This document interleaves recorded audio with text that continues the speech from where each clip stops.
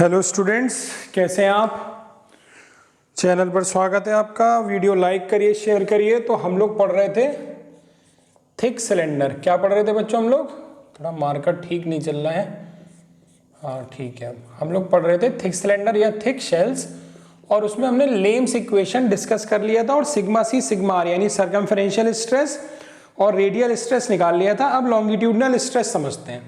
तो longitudinal stress के direction के बारे में तो हम लोग जैसे थिन में बात किए थे वैसे ही बात करेंगे। इसको ध्यान से देखिएगा। हॉलो है लेकिन थिक सिलेंडर है, तो फ्लूइड इसमें भरा हुआ है और ऐसे प्रेशर लगा रहा होगा।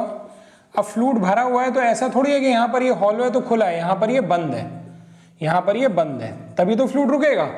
तो अगर मैं इसकी बात करूं तो इसकी जो रेडियस है, अंदर की जो रेडियस है उसको मैंने मान लिया, ये वाली जो रेडियस है इसको मैंने मान लिया R1, और इसकी जो बाहर वाली रेडियस है उसको मैंने मान लिया R2। ठीक है, यहाँ पे मटेरियल है, इस जगह पर मटेरियल है, ये मटेरियल है। अब देखते हैं जरा, जो प्रेशर अप्लाई हो रहा है, जो प्रेशर अप्लाई हो रहा है, प्रेशर बराबर क्या होता है बच्चों? Force upon area. तो प्रेशर जो अप्लाई हो रहा है या प्रेशर की वजह से जो अप्लाइड फोर्स है वो किस एरिया पे लग रहा है? केवल इतने एरिया पे। इस एरिया की रेडियस कितनी? R1 यानी पाई R1 स्क्वायर। तो जो फोर्स अप्लाइड हो रहा है यानी अप्लाइड फोर्स F बराबर कितना हो जाएगा? P into pi R1 square. अब यहां से देखो, ये अप्लाइड फोर्स है तो अपोजिट में रेजिस्टिव फोर्स डेवलप होगा। तो जब ये ऐसे फ्लूइड प्रेशर लगाता है ना बच्चों, तो ये दो इक्वल पार्ट में बीच में से टूट सकता है। तो अगर वो टूट जाएगा तो एक पार्ट उसका ये बना लिया मैंने सपोज, तो इसमें स्ट्रेस कहाँ डेवलप होंगी? तो जैसे मैंने आपको थिन सिलेंडर का वीडियो देख लीजिएगा, उसमें मैंने बहुत डिटेल में बताया। तो जैसे थिन में डेवलप होता है ऐसे इसमें फोर्स जो है वो इधर लग रहा है, तो जो स्ट्रेसेस होंगी या रेजिस्टिव फोर्स होगा वो यहाँ डेवलप होगा।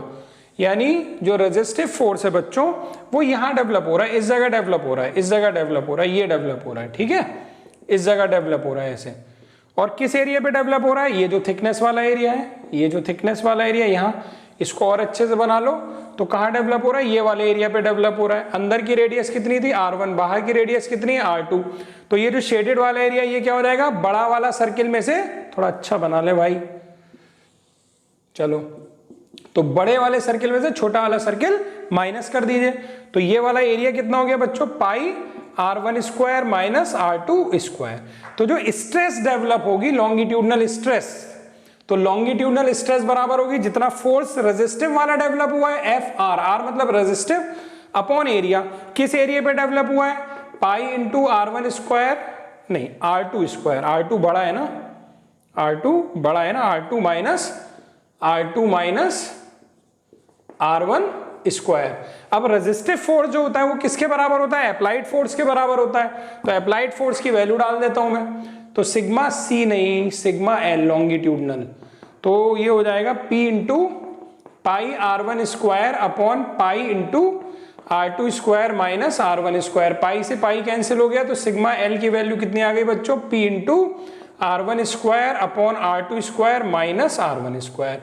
ये वैल्यू बच्चों कांस्टेंट होती है क्योंकि फ्लूइड प्रेशर जो अंदर से लग रहा है वो कांस्टेंट होगा, R1 R2 कांस्टेंट होंगे, ये एक कांस्टेंट वैल्यू होती है।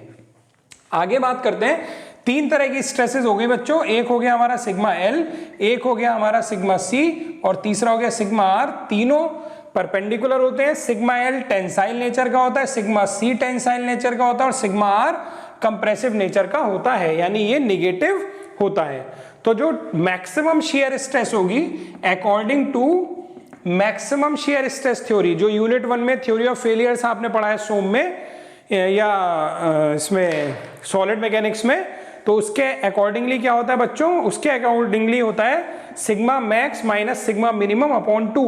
तो सिग्मा मैक्स यहाँ पर क्या है? सिग्मा सी, और सिग्मा मिनिमम क्या है बच्चों? सिग्मा आर, क्योंकि वो कंप्रेसिव है, माइनस में है, अपॉन 2। तो यहां से बच्चों कितना हो जाएगा? Sigma C plus sigma R upon 2। ये मैक्सिमम शियर स्ट्रेस की वैल्यू हो गई। तो अभी के लिए थिक शेल में इतना ही रहेगा, फिर हम लोग नेक्स्ट वीडियो में मिलेंगे कुछ न्यूमेरिकल के साथ। Thank you.